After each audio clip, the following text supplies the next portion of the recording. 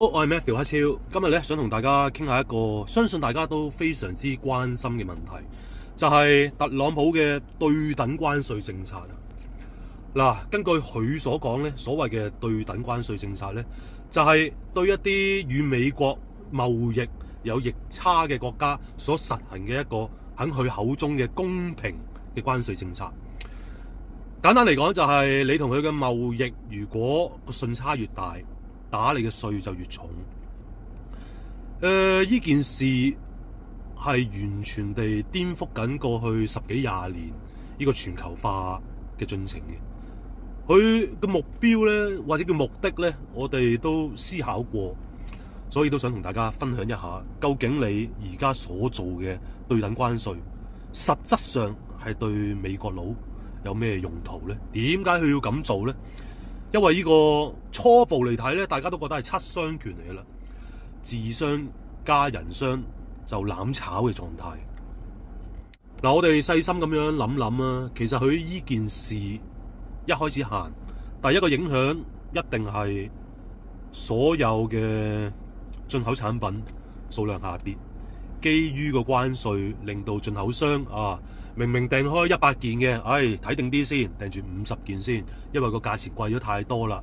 等我哋試咗呢50件，睇睇本地嘅消費者食到幾多，我哋又要幾多，又同內地供應商或者其他外國供應商傾傾，喂，打個折啦！而家我哋嘅政府黐咗線喎，搞啲咁嘅嘢喎，幫手打個折啦。嗱，最近我都收到好多依類型嘅 email，喂，打折嘅 email。嗱，咁第一件事必定就係令到所有進口嘅商品數目減少，繼而最直接嘅影響就推高呢個通貨膨脹啦。咁呢個就係短期內我哋會見到嘅必然現象。美國本土貨物嘅通貨膨脹升，但係咧有趣嘅係咩咧？原來呢個特朗普都唔係黐晒線嘅喎，佢咁樣拱冧全球股市，其實係有一個特別嘅操作喺度嘅喎。原來如果大家有留意呢個10年期美國國債孳息率咧，喺佢宣布嗰一日係跌穿咗4厘，去到3點幾厘咁嘅，3.8幾、3.9幾咁。咁其實呢個10年期國債孳息率就即係你買美國國債所得嘅投資回報。個投資回報越嚟越低，意味着喺嗰段時間越嚟越多人喺度搶緊嗰啲美國國債。咁都合理嘅，因為個股市咁冧法，大家要避險。全球最安全嘅資產就係美國國債啦嘛，因為佢哋可以只需要提高呢個債務上限，就可以再印錢去還。嗱，點解今次呢個波特朗普要篤爆佢？明顯地就係佢一方面真心係想解決美國呢個債務問題嘅。佢而家係搶啊，明搶。佢有提及過你哋想傾好呢個貿易政策嘅話，譬如以越南為例，我都話越南都已經表達咗啦，亦都即時下跪，就話喂，我哋免去所有美國商品嘅入口稅啦，就咁傾掂好唔好啊？大家都免啦。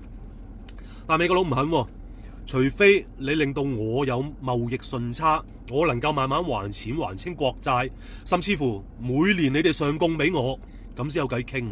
否則我美國本土其實冇乜產品嘅，而家基於呢個科技嘅發展，以前佢哋所壟斷嘅所謂技術某一啲特定領域嘅優勢都因為科技嘅發展、通訊軟件嘅發展、人類嘅發展而慢慢透明化，亦都可以話係慢慢去被其他國家追到。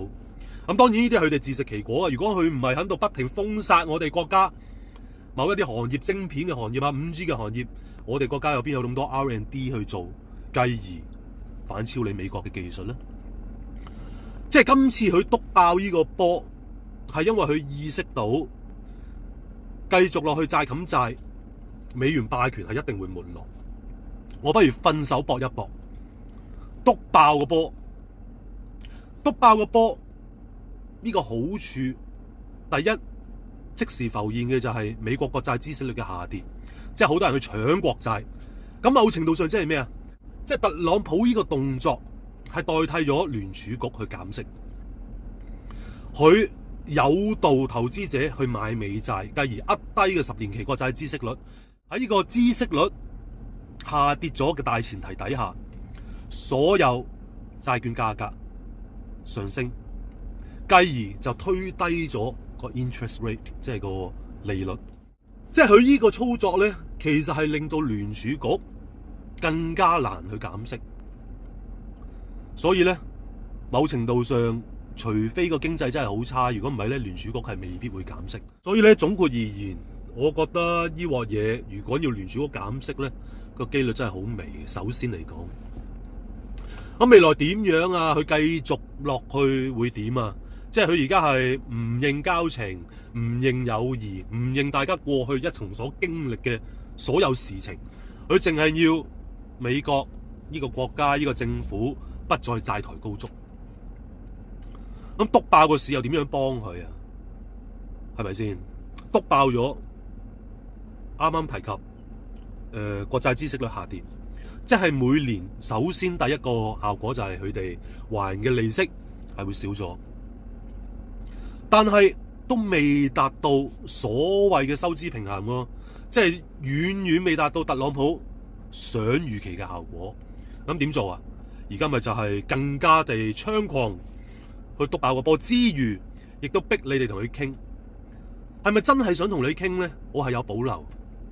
但係如果你願意放下尊嚴，放下所有你國家既得嘅利益，放下你應有嘅權益嘅話咧，係可以達成嘅。佢講到明，如果你年年上供，甚至乎還美債俾佢添啊，我覺得可能即係佢希望咁樣係可以傾掂嘅。但係邊個會咁做咧？佢而家咁樣去逼我哋國家還手，就係要令到個市況更加大鑊，就係要急爆全球嘅資產泡沫，急爆咗佢。即係再重申一點啊，我相信咧，呢條友真係想幫美國政府擺脫呢個財困，不過係用一個極端野蠻同埋卑鄙嘅手法。我哋先撇除佢呢個手法卑鄙野蠻，但係點解我話佢真心咧？因為大家都知嘅，我哋美股即係佢哋美股，其實個資產泡沫好大，因為不停嘅 QE， 不停嘅以債抵債。咁佢哋唔想再咁做，咪急爆佢咯。咁某一啲公司破產都唔定嘅喎，咪有你破產啦。最緊要係咩？大前提係咩？就係美國政府嘅收支平衡。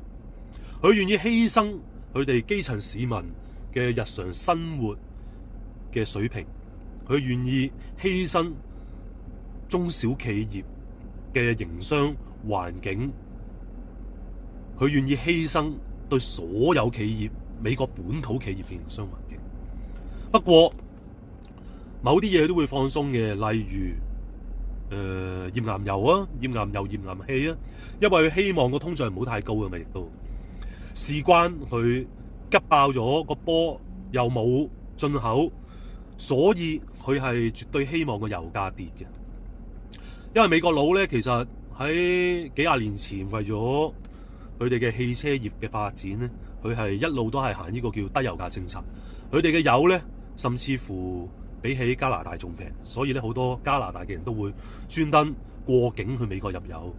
呢個政策係佢哋當年為咗扶持汽車業，為咗令到城鎮唔好太過逼，希望某一啲人咧開始搬去啲郊區住。咁你要人搬去郊區住啊，冇可能全部公共交通工具，就希望大家都有架車，咁就降低你養車嘅成本。例如入油又平啊，泊車好多地方，即係除咗市中心之外，其實你好多地方可以亂泊嘅，去到郊區去刺激嘅汽車業。所以咧，汽車或者油費其實對美國本土嘅通貨膨脹咧嘅佔比係重。咁當然佢想控制個通貨膨脹喺個油度，但係佢亦都想野蠻地周圍去攞上供。我哋保護咗你咁耐，所謂嗰啲咩安全協議啊，我派軍嚟啊嗰啲，而家特朗普唔做呢啲咧，其實對我哋係好好嘅。但係佢同嗰啲人計足數，以前我同你做咁多嘢啊，或者我哋嘅買賣貿易啊，你賺我哋咁多錢啊，你係時候又嘔翻出嚟啦。咁未來嘅發展會係點咧？雖然我估成日都錯嘅，不過我又即管又估下。會唔會發展到去一個冷戰嘅地步咧？如果特朗普繼續係當權，冇受壓力被推翻落嚟咧，好大機會真係冷戰嘅。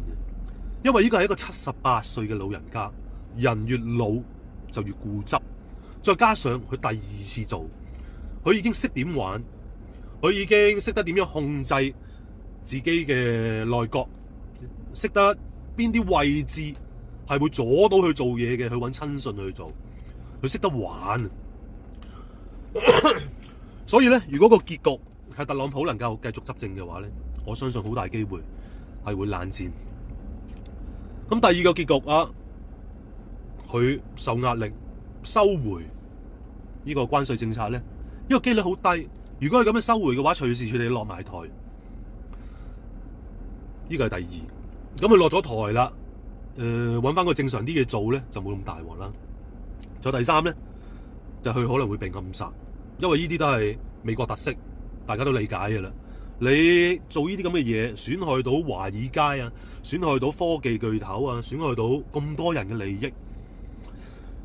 佢同埋阿 Elon Musk 點解唔使死咧？我睇嗰篇報道就話，因為咧 Elon Musk 已經立咗個遺囑噶啦。其實如果佢有咩事嘅話咧，佢名下所有啲公司啊、啲專利啊、啲科技嘅專利啊都會公開，咁就令到即係佢用呢個嚟做護身符咯。佢一死，所有嘢公開，咁邊個敢喐佢啊？